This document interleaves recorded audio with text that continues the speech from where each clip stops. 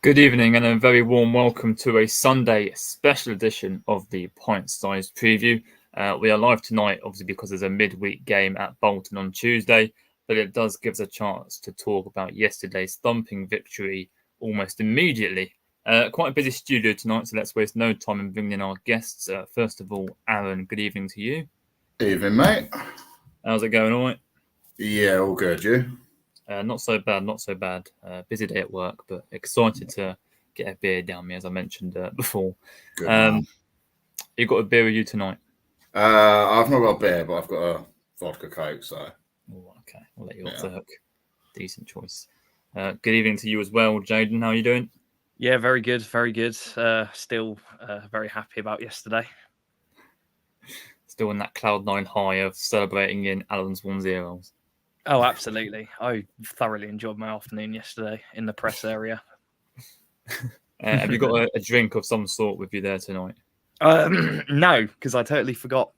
I totally forgot about a drink, and I didn't get downstairs in time to get one. So unfortunately, we're going sober tonight.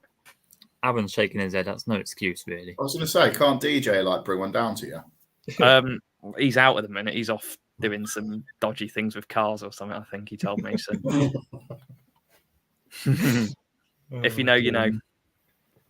I'm sure they'll find out sooner rather than later. Itching to get out there. Itching. Good evening to you as well, Chris. How's it going? Very well, thanks, George. Yourself? I'm not so bad, buddy. Have you got a beer there with you tonight? I've not. Just I couldn't be bothered to go down the stairs. It was too far to walk. Very lousy excuse for the point size. Disappointed.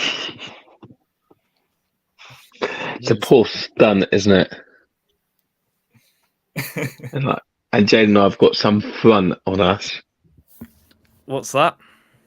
And as I said, it's a poor stunt by you and me, but we haven't got a drink. It's some front we've got on us as well, haven't we? Yeah, but we've got red shirts on, so.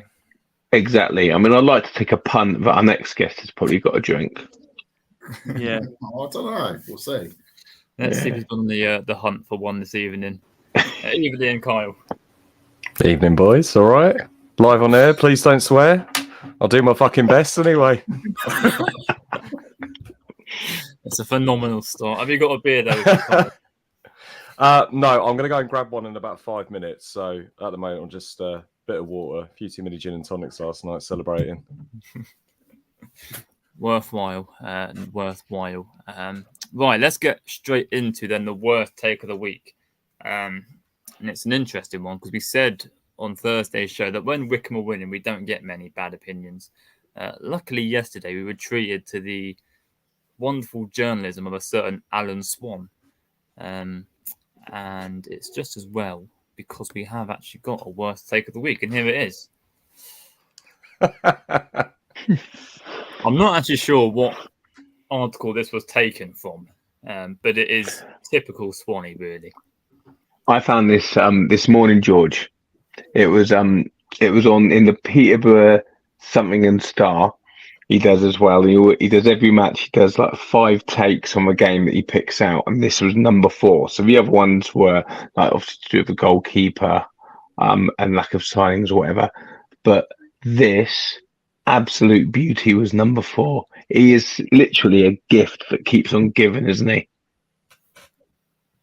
So he's managed to take nothing away from a 5-2 thrashing, only that Wycombe are a small club, and he's brought up PPG again after, 4.5 years. Come on, sunshine, let it go. I'm just reading the comments. I love it. He always pulls a stunt like this after a Peterborough, doesn't he? I mean, he's just an absolute...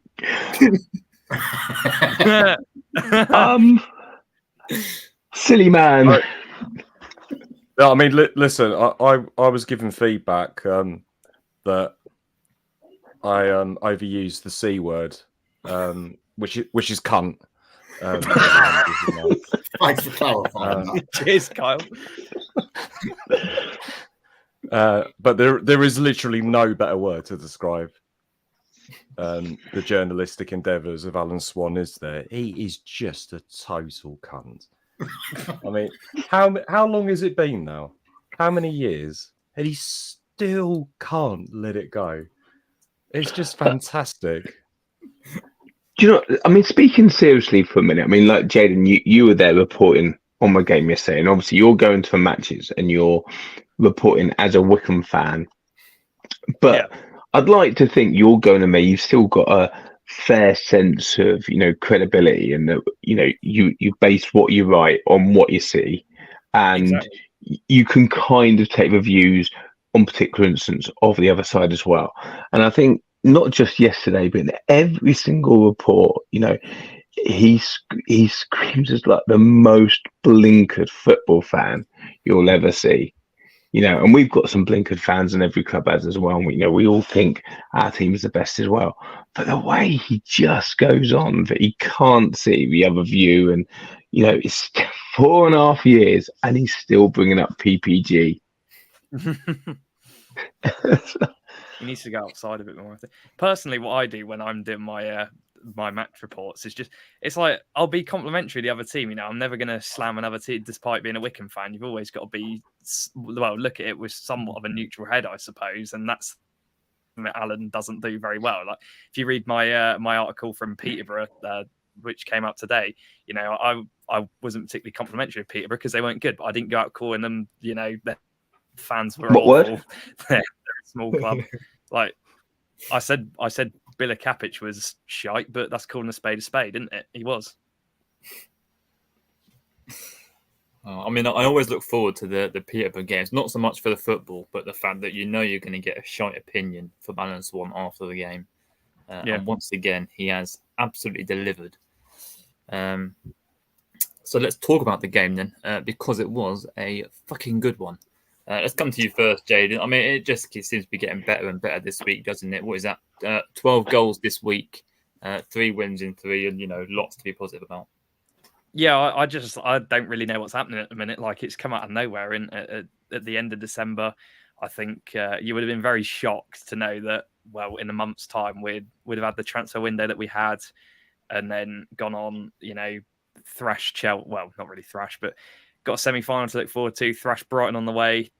Few good goals against Cheltenham. Comfortable victory, and then get the team 4th place in the league coming to our place and getting hammered like they did, being clinical. It's like a completely different world from a few weeks ago. And it's really, really good to see like the confidence is back in the side. When obviously Peterborough made it 3-2, we didn't panic and we managed to restore our advantage pretty much instantly. I know there was a lot of help from a certain man in goal. But it's really good for our confidence, and we look a much better side than what we did a few weeks back. Mm-hmm. What was it now, Aaron? 1 defeat and 9. The goals are flying in. The wins are finally coming. What can you put it down to, if any, one thing? It's a tough question. I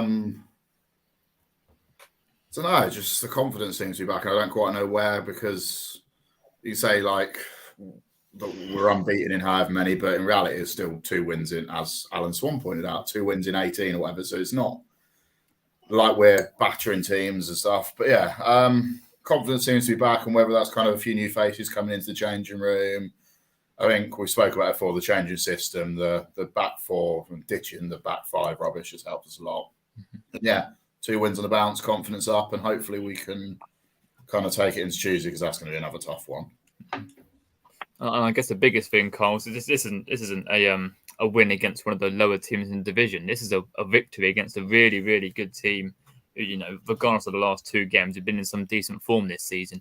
They will be up there come May, but Wickham have absolutely swept the floor with them. Yeah, I mean, it was an interesting one going into that game, because I remember speaking to you beforehand, Jay, and we were saying you were confident and I was confident as well going into this.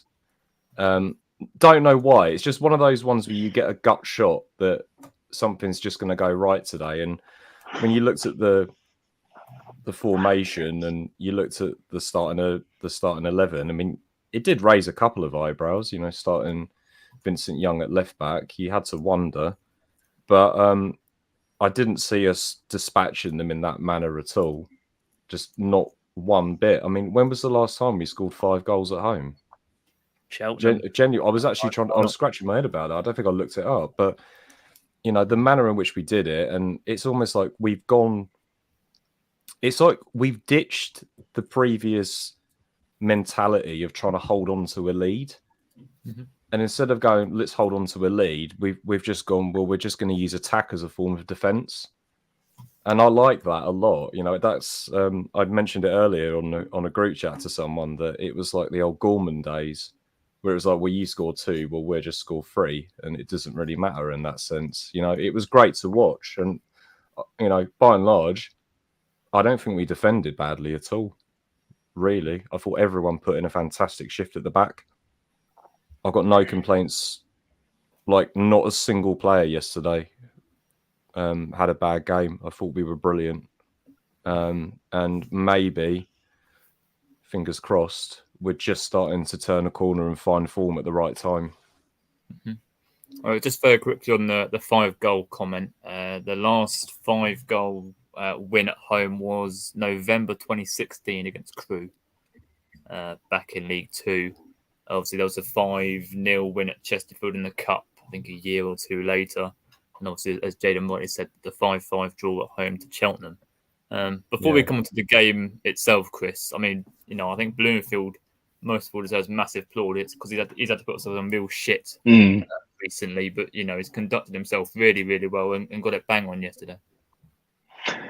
He really has. I think that was probably one of the highlights. I think, was it Jen? No, you, George, wasn't it? Who mentioned yesterday, like his reaction at the end with Matt Cecil, which was like really good to see as well.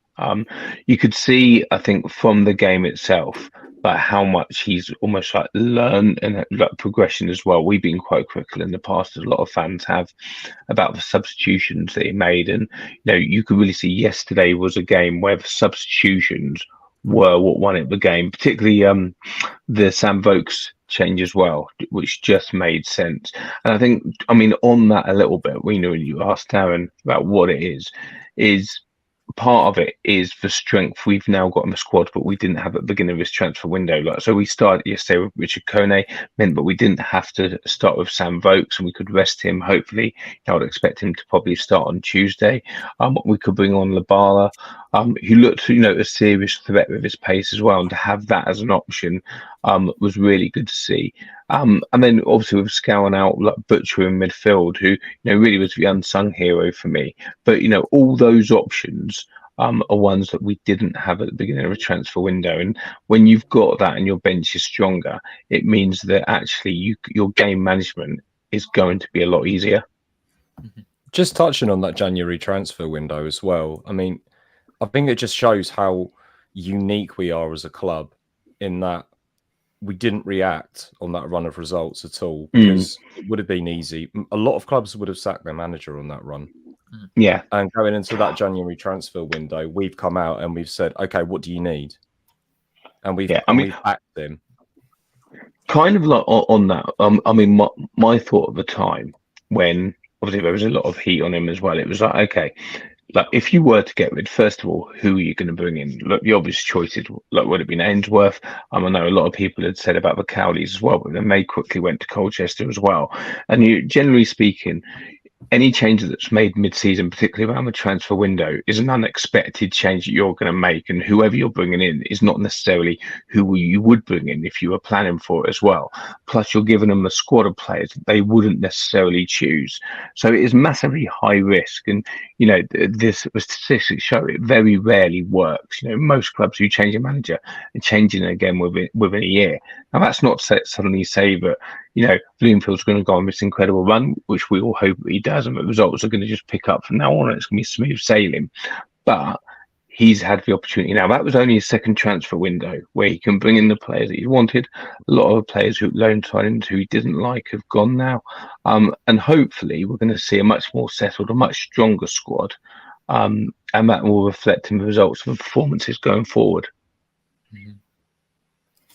I guess just very quickly on that, then I guess it sort of shows his cutthroat and ruthless mentality that he's able to go into the January window, realise where he's perhaps gone wrong in the summer, and then, still have that eye to bring in play. Because I think everyone we've got rid of, we've improved on those players we've brought in. I mean, certainly Butcher, Labala, and Long White yesterday look like very, very shrewd additions. Obviously, Kone, we know what he's about. But I guess, Jaden, it sort of shows that he's learning very, very quickly on the job, that he can make mistakes and he's willing to put those right and sort of admit that he's got it wrong.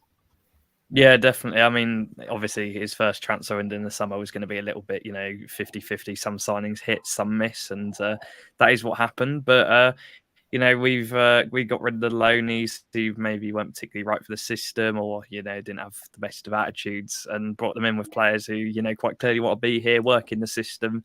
And yeah, we've definitely come out a lot stronger than what we went in. Even saw, Beryl Labala yesterday. He looks like he's loving it after 2 sub appearances. So it's really, really encouraging to see the caliber and attitude of the players we brought in. I guess just one last question before we move on to the game itself, Aaron. I guess it still shows that famous Wycombe culture is still alive and kicking, that these players have been there for such a short amount of time, but are really loving it. Seems to be, yeah.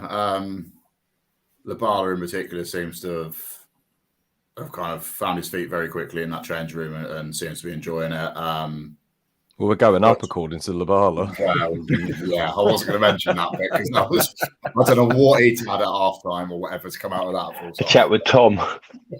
Yeah. Worst take of the week, that should have been. Automatics, yeah. No, we've always been a club that players seem to loan players or permanent signings seem to enjoy and want to come back, and it seems to still be the case. Guess that was a big thing with bringing in Bloomfield when Ainsworth went. It was someone that would kind of keep that culture going rather than, names that were sort of kind of around at that time, like Nathan Jones and stuff. We wouldn't have that culture with him now. Let's move on to the game itself then. We'll start with you, Kyle. I guess Wycombe sort of weathered the early storm, especially with the pace of Jay Jones up front. But I guess really, once Wycombe got a foothold, it was one-way traffic really for the rest of the game. Yeah, I just thought all of yesterday, I thought we used the channels so brilliantly. Like, Sadlier was just outstanding on the left-hand side, caused them so many issues. And then, Vincent Young as well, just with those surging runs and that pace to burn as well. It's just literally appearing from nowhere. It's so attacking.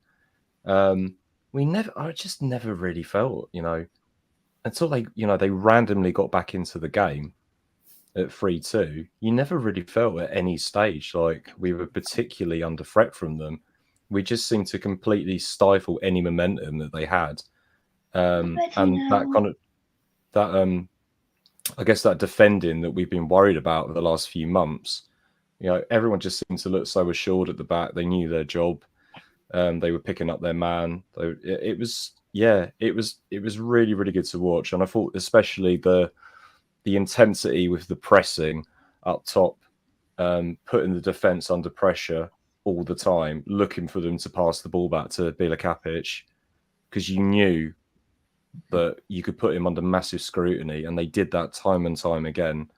And yeah, look, it was, in terms of performances, I think since Fleetwood away, that's probably the best Wycombe performance we've seen under Bloomfield by some stretch, I would say.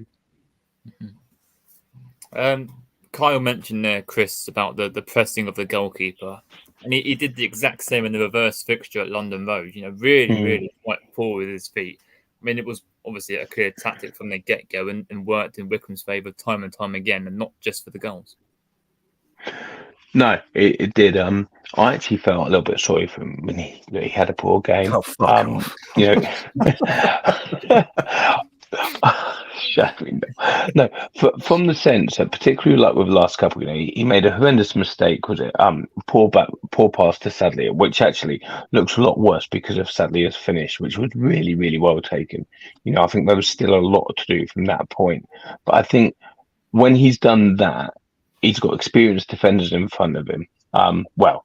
Josh Knight, and they're still looking to pass back when they know full well that everyone's pressing. And that's actually the little bit where I think the players themselves, the Peterborough players, were hiding a little bit behind him instead of taking responsibility, of the situation of trying to look to find another pass out. It kind of threw him under the bus quite a little bit.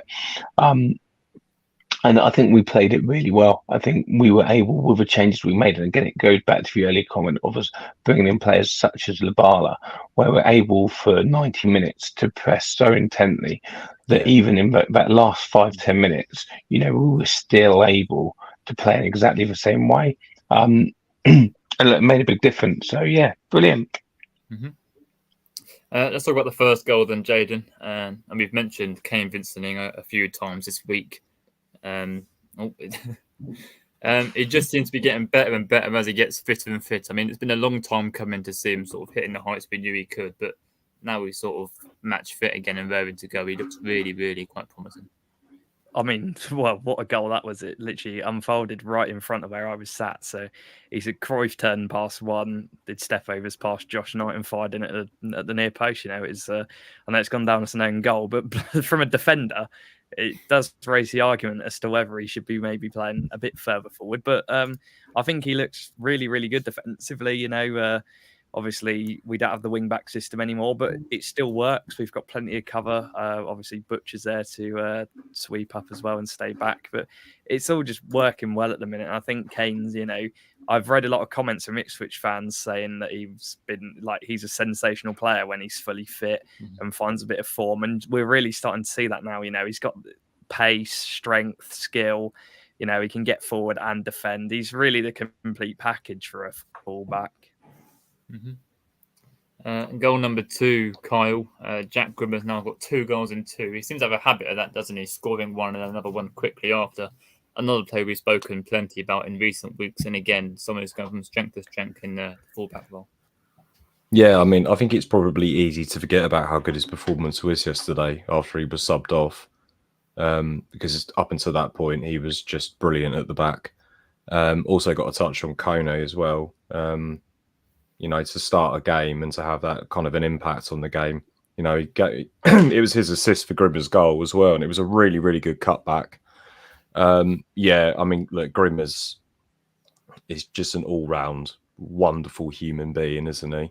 Just a credit to the football club, the way he carries himself, the way he represents the club. He's just class.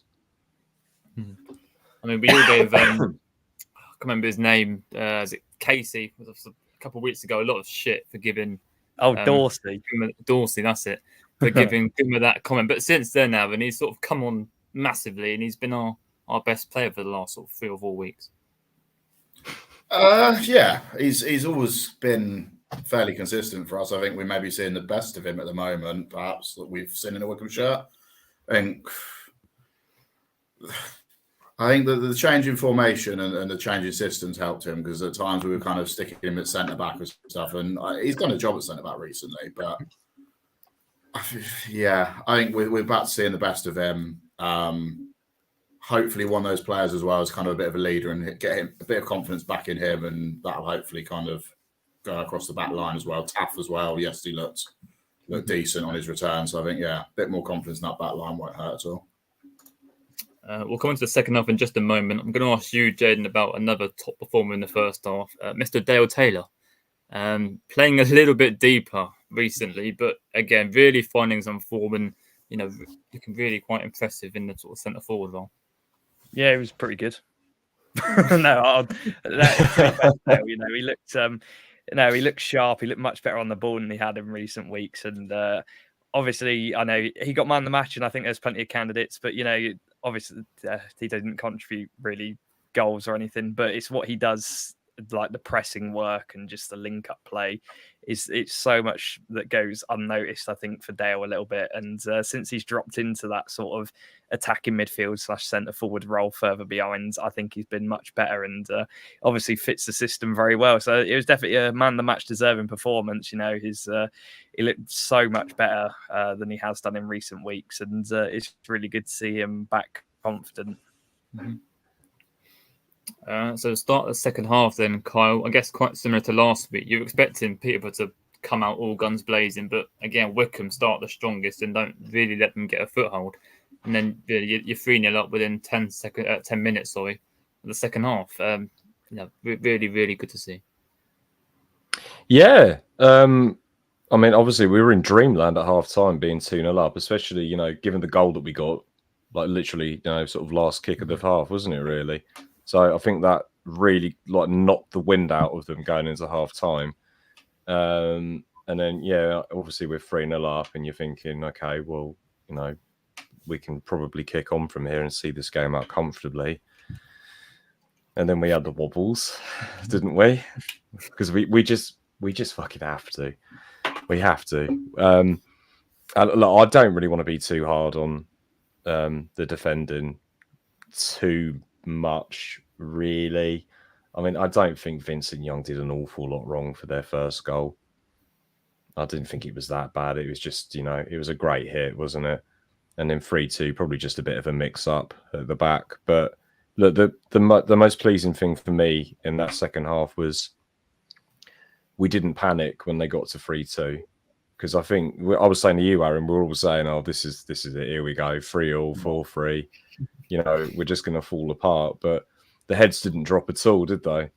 It's almost like we went, okay, well, fine, we're just going to score again. And we just kept to the game plan. We didn't deviate from it. We didn't, we didn't start dropping off and then thinking, oh, we need to preserve this. We were like, no, Bloomfield's put that full trust in them to go out and attack and go and kill the game. And I think, for me, that's where we've been lacking in confidence for so long. It's that confidence in the team to trust that they can go out and kill a game.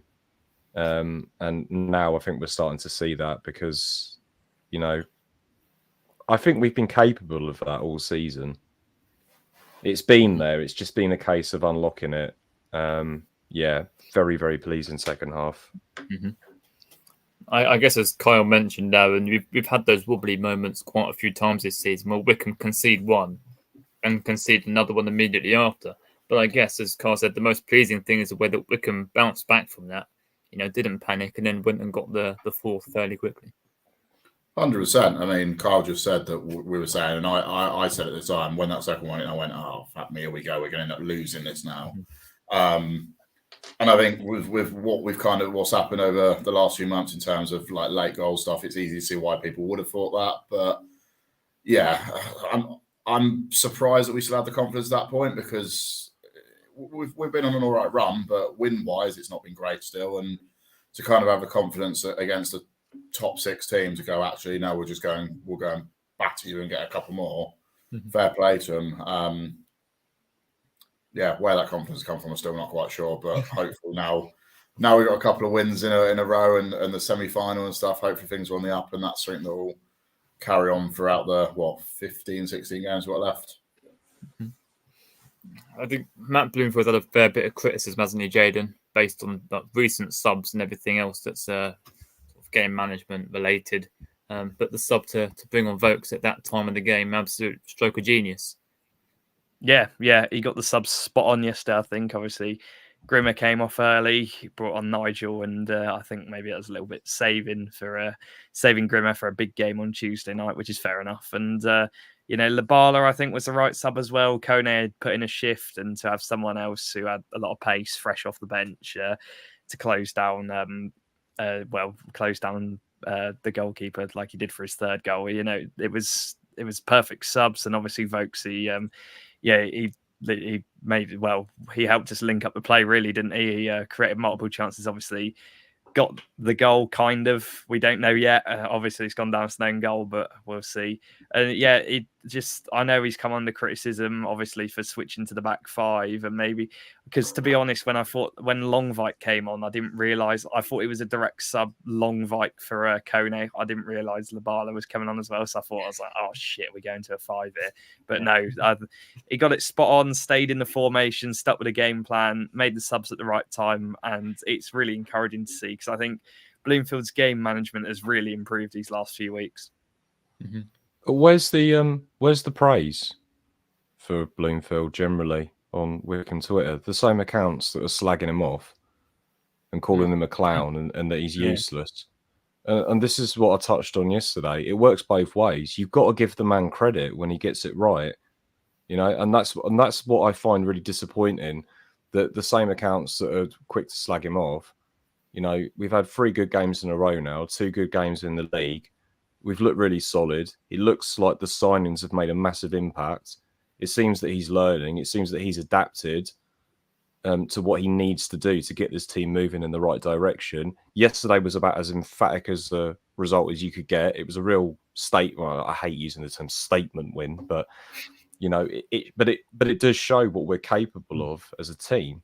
And I just find it really, really disappointing that no one will come out and say, fair enough, I slagged him off. I said that this, that, and the other, but he got that spot on. And it seems like we're making some progress. So, it's a two-way street. You can criticize him, but you have to give him the praise where it's due. And he deserves that after the last two games, especially. I mean, there's a massive difference, isn't there, between a scrappy 1-0 win against relegation fodder to a 5-2 demolition of a team chasing playoffs. I guess, you've got to give praise when you win like that because it doesn't come about through luck or anything else. There's a clear game plan that's worked, really, really quite well. And I guess it's something that they've worked on in training over the course of the last 1 or 2 weeks. I was going to come to you, Carl, on the fifth goal. I know you've been banging the drum for David Wheeler as a super sub. And it's sort of very clear to see why with the impact he had when he did come on. Yeah, it was brilliant. And again, that goes back to that intensity of the press. They kept it up on they forced the keeper to go back. And then the keeper's played it's a dolly, isn't it? That he's played out to the defender.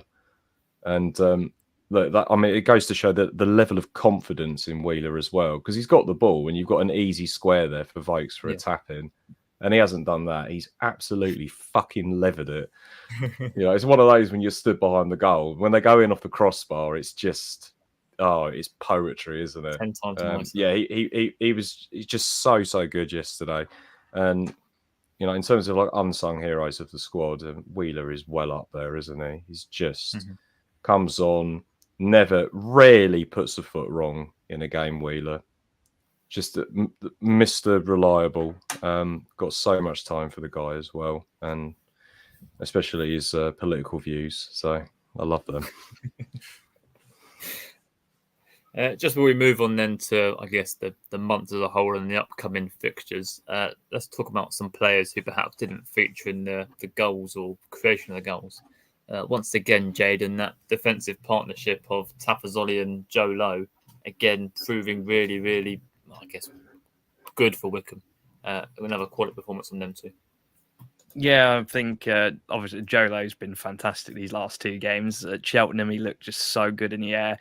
And he had another really good game yesterday. He used his pace well. Obviously, we knew that Ricky J. Jones was going to be a little bit of a handful with the pace that he's got. But Joe kept him quiet and fair play to him. It did have me worried the first 5 minutes that maybe the pace would be a little bit too much for us. But we looked like we got used to it fairly quickly. And they had him sussed out fairly well. Taff as well. It's good to see him come back into the side and keep his fairly steady form going. Obviously, he's been out with the illness, for the past couple of weeks. But, I think Grimmer did a great job covering for him at Cheltenham. And it's good to have Taff back in the side and get him through another 90 minutes because when he's fully fit, we know what he's capable of as a defender. He's one of the best in this division. And I still firmly stand by that. I think he's been fantastic for us over the years we've had him. And he's done more than a good enough job this season. And they're forming quite a partnership, if I'm honest. And while Farino's out, I guess it gives them a chance to sort of solidify that and stake their claim as the starting 2 centre-backs. I'll ask you, Aaron, about the midfield partnership of Potts and Butcher because they've been exceptional the last 2 games. And I know it's almost a given that Josh Scowen's going to walk back into that midfield, but selection headaches for Bloomfield because them two, as a duo, have been really, really good.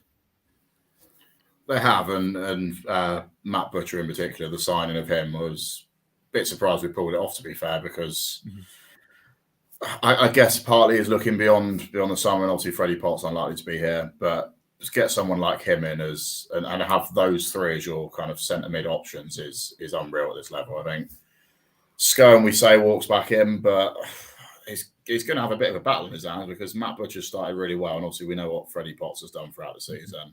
The 2 of them together, it's pretty much the perfect partnership in that middle at the moment.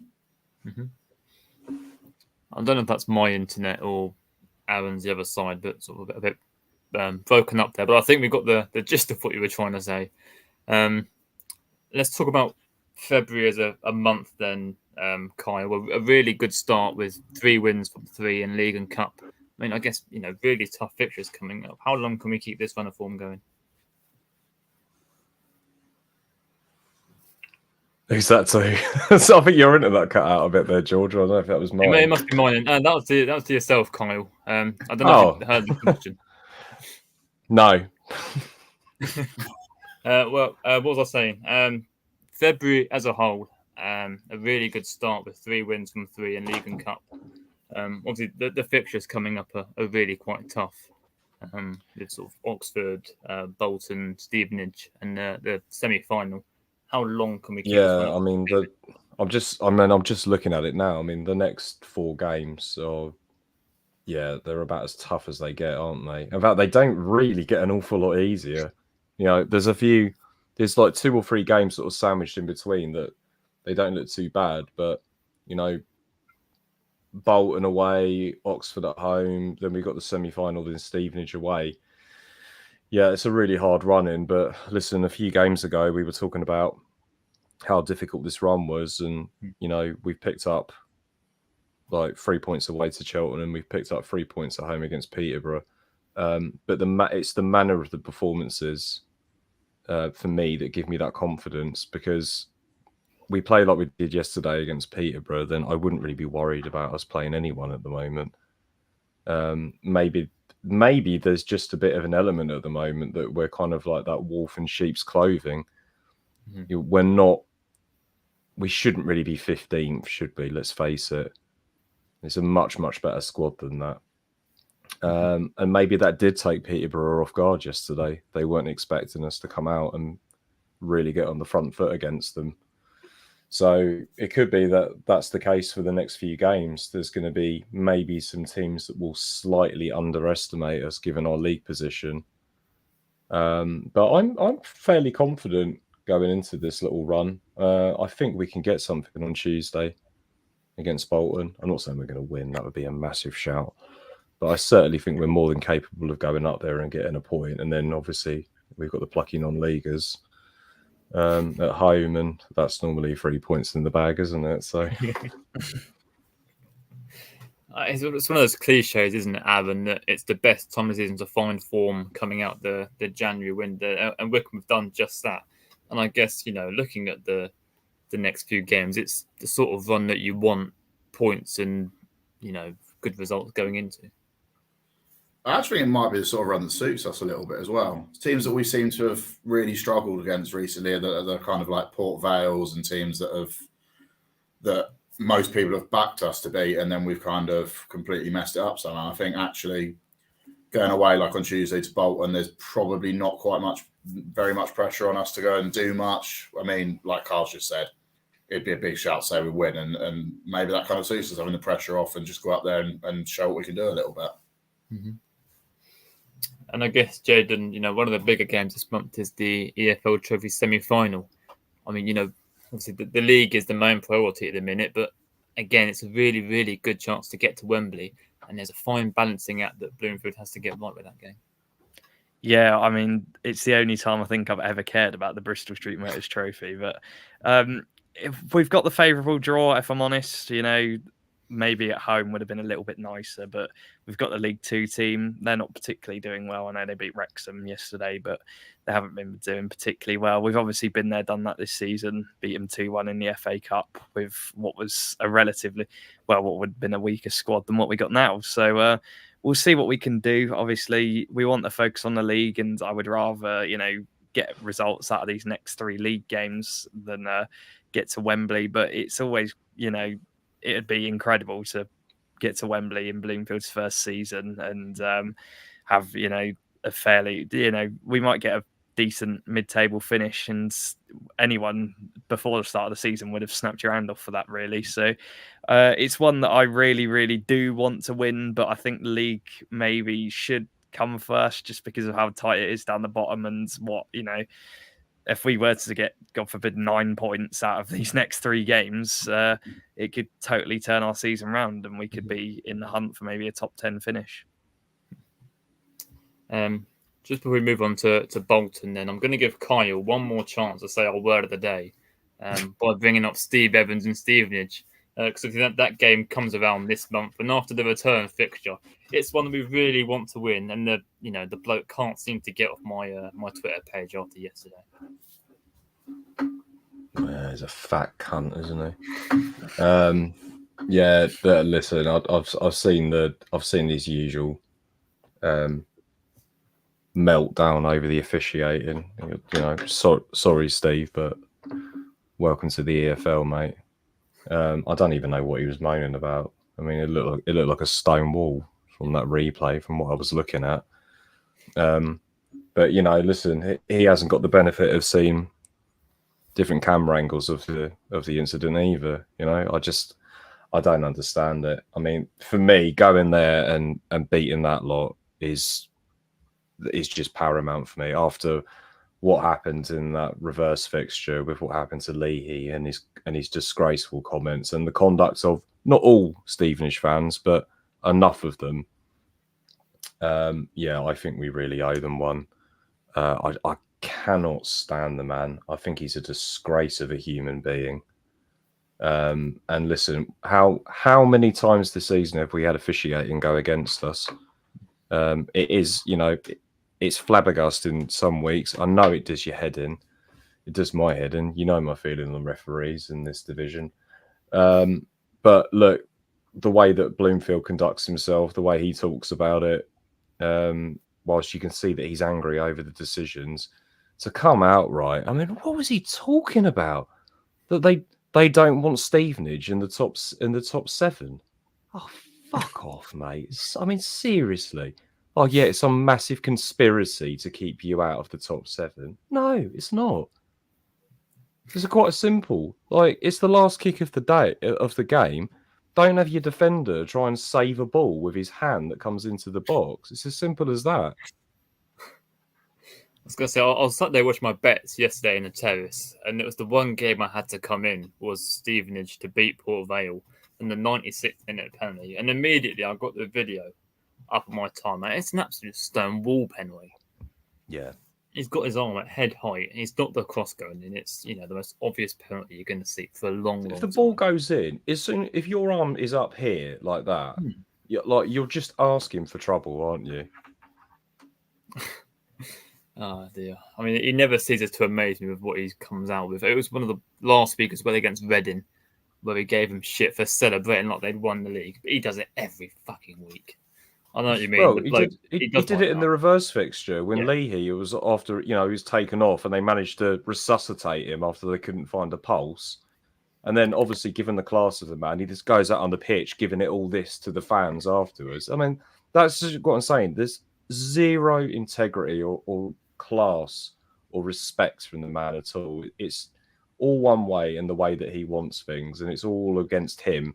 I mean, it's even fed into, their social media team were putting out tweets with like, what's that all about? The penalty given against them. I'm like, that you're setting a really dangerous precedent doing that as a football club if you're commenting on refereeing decisions. I'm sorry, but that's just, that's them all over. No class. Even more ridiculous when they got the decision bang on. Let's talk about the trip to Bolton and Aaron. I guess we've mentioned that there's no pressure on Wickham, but Bolton are going to be without arguably their best midfielder. The manager got sent off at the weekend. This is an opportunity actually to keep this run of form going. Definitely, yeah. Off the back of what we were saying before, this possibly the best performance in the Bloomfield era so far. Off the back of that, and then they've kind of had a bit of a meltdown at the weekend and player sent off, manager sent off. It's kind of the perfect time. It's going to be a tough game anyway. They're kind of the team that you expect to be up there and maybe even challenging for the automatics at the end of the season. We're, like we're saying, we'd be happy with kind of top 10, so it's not somewhere you expect to go and beat them. But we're on a good run, confidence is high, and hopefully we can go and do it. I'll take a draw, but you never know. Mm-hmm. I guess thinking back to the reverse fixture, Jaden, at our place, not too much between the two teams. And it was a game where, especially in the second half, Wickham really dominated the ball. I think that will take a lot of pride from that game and think that we can go there and put in a similar performance and hopefully this time get a positive result. Yeah, I mean, I don't really remember much of the reverse fixture other than we went 2-0 down to 2 pretty poor goals. And then, in fairness, we did show some fight to get back in it, but then ended up losing 4-2. I think the slowest running race in the world happened between Keogh and Cameron Jerome for a penalty. So I hope that won't be happening in this fixture. But I think Wycombe have come a long way since then. Obviously, we had a fair few injuries. The squad wasn't as strong. And we have a fairly decent record at Bolton. I know we lost, was it 3-0 there the season before? Last season, sorry. But we've been there 1-2-0, 1-2-0 in the promotion season as well. So it's a place where I really don't know what to expect. I either think it's one of them ones where you either go there, get battered, or you go there and get a result. And there's teams like, Carlisle have gone there and got a result this season. So why can't we with the form we're in? We've been really impressive lately, come off the back of a huge win against the promotion contender. And we're looking to shoot our way up the table. Been very clinical in front of goal with the amount of goals we scored in the last few games. So honestly, I don't see why we can't get there and get a result because I think on our day, like Kyle said, I'm not scared of us playing anyone. I fancy us to beat anyone now. Mm-hmm. I'm just looking at Bolton's form table, Kyle, and it's 2 wins in the last 7 against pretty poor position in Carlisle and Cheltenham. I mean, you twin that with the sort of the small one that Wycombe are on, it sort of, I guess, plays into Wycombe's favour ever so slightly, just. I feel like at the moment, the last sort of 3-4 games, there's been a few teams, especially in that top 6, that are having a few wobbles at the moment.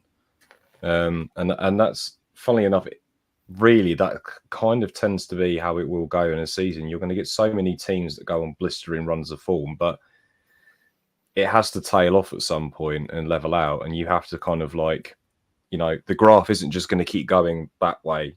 At some point you're going to have to dip a little bit.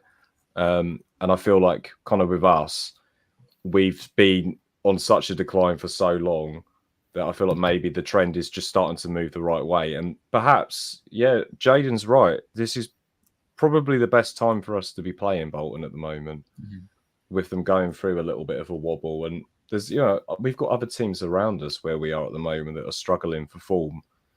So maybe we are just hitting a run at the right time so we can just start moving away and move to the right direction of the table. I'm not going to buy into Tom and Harrison's ever so bold prediction of us making the playoffs. I think 16 points when you're 6 clear of the relegation zone is a bit of a bold shout, isn't it? Let's be honest. I mean, I guess so, and it's easy to look at the table and, you take into account positions and points totals. But actually, I think we're all in agreement that Wycombe shouldn't be that low, and for whatever reason we are. But when you look at the teams on paper, form, everything else, there's not too much really between the two sides. And it's, definitely in recent years, we'll be looking at this game thinking Wycombe should go there and get a result. And I don't see why it should be too different on Tuesday. I don't think it should be too different. I think we've all said our kind of position's a bit false at the moment. We shouldn't be that low.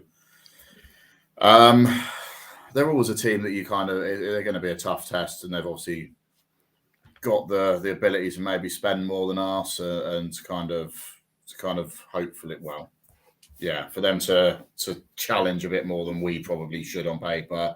That said, we've always gone to games like that and done well, and like Jaden said, other than that 3-0, we've got a pretty decent record there. So fancy our chances. We'll give it a good go. And I mean, there's no reason at the moment to think we couldn't. Yeah. Other than kind of the maybe a little bit of pessimistic side of saying that it's still not been great this season, and they've overall been pretty decent. But no reason to fear them, I don't think. Mm-hmm. I think Aaron touched on there, Jaden, the amount that Bolton can spend. Just over £1 million in January alone. Most of it on Aaron Collins. I mean, when you're taking that sort of money into account, the fact that Bolton are second in the league, you can sort of understand why they're where they are. Oh yeah, totally. Because Obviously, Bolton are a much bigger club than us. We know that, Alan. You don't need to tell us. But yeah, there's just such an imbalance of what people can spend in this league. You got the likes of Fleetwood and that feeding off scraps at the bottom. Really, us, we're not particularly rich. I think we've made some good signings. Don't get me wrong, but we wouldn't be able to spend like Bolton or Derby levels of money on a single player. And when you see that and you come up against it, it can add that little bit of a fear factor, especially with how good Aaron Collins has been for Bristol Rovers at this level. But it's one of them things that all players have off days, and just because they've got a more valuable squad than us, just because they're a bigger club, doesn't mean we can't go there and get a result.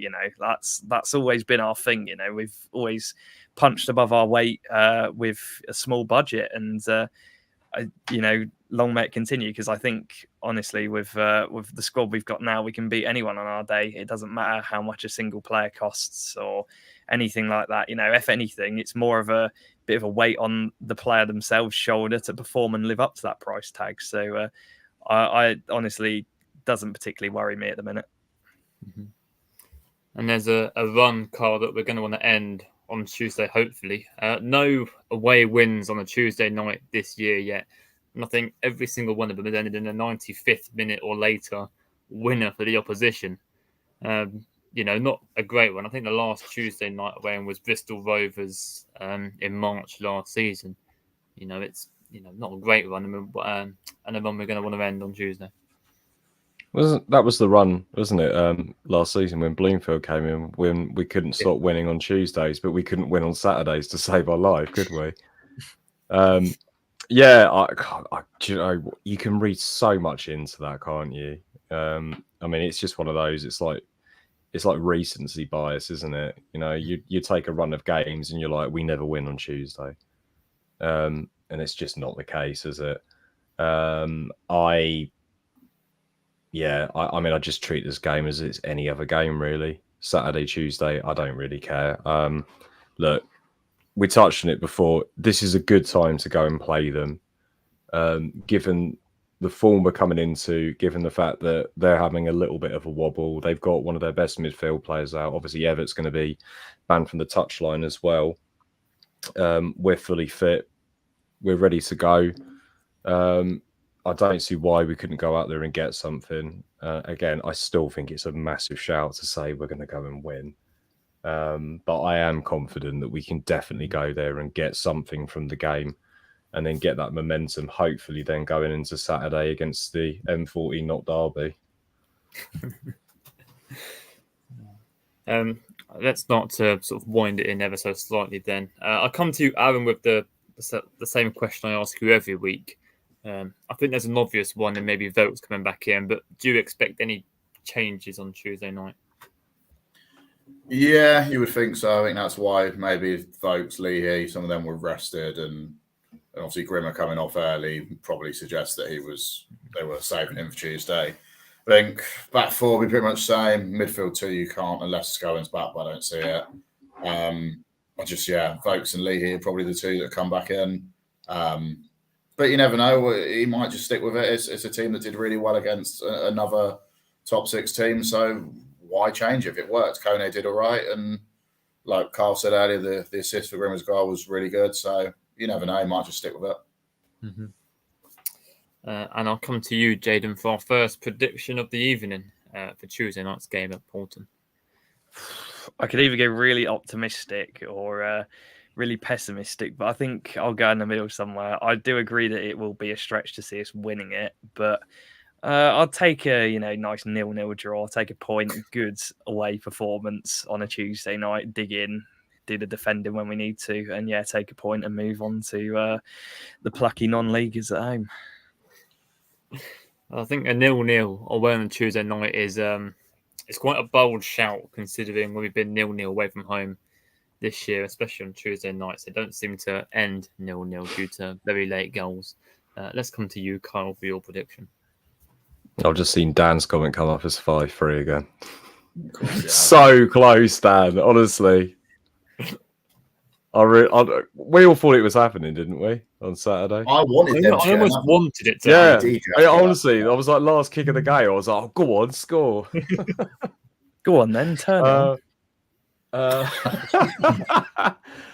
Oh god, prediction. That's if you're going to put a gun to my head, I reckon 1-1. I think we will concede, but I don't know. I'm feeling at the moment that maybe attack is defense, so there could be more goals in it than we think. So I think it's going to be something like what I don't. It could be 1-1. We could go and win 4-3, or we could equally go and lose like 5-4 at the moment, 5-3. You know, I think such is the way that we came out on Saturday. I really feel like attacking is going to be the way forward. So yeah, I'll go 1-1. Sit on the fence. That's both of them sat on the fence, Aaron. How do you see it going? I'm going to go for us to win in injury time because we've fucked it up so many times this season, especially on Tuesday nights with conceding at the end. I'm going to say we're going to nick it 2-1 and like a 94th minute winner or something to send the 50 Wickham fans in that little bit going mad. Tom's going to fall off the top tier onto the seats below. I reckon, sadly, a 40-yard screamer then does an Adebayor in front of the Bolton fans. Takes his shout off and joins in with Thomas. Yeah. We were talking about Sadler today at work. I cannot believe Bolton let him go on a free. It is mind. He's quality. Absolutely. He's so good. I mean, for a free son, he's going to be one of our best in recent years. Very quickly putting his name to the Player of the Year shouts, I guess. I'm going to spoil the party and sit on the fence as well. I think any point away from home is a good point, but definitely away at Bolton on a Tuesday night. So I'm going to go for a 1-1 draw as well as Jaden on that one. I think that just about sums it up, unless I've missed anything pressing once again. I don't think I have. I guess important to mention the minute's applause on Saturday for young Adam. Impeccably observed, sorry. And I know that the club are making big plans to honour him on Saturday. So we look forward to see what they can do a week today, or yesterday, sorry. That just about sums it up. So thank you very much to Jaden, Kyle and Aaron for joining me. We'll see you on Thursday night to hopefully talk about a win at Bolton. But a positive result, hopefully, nonetheless.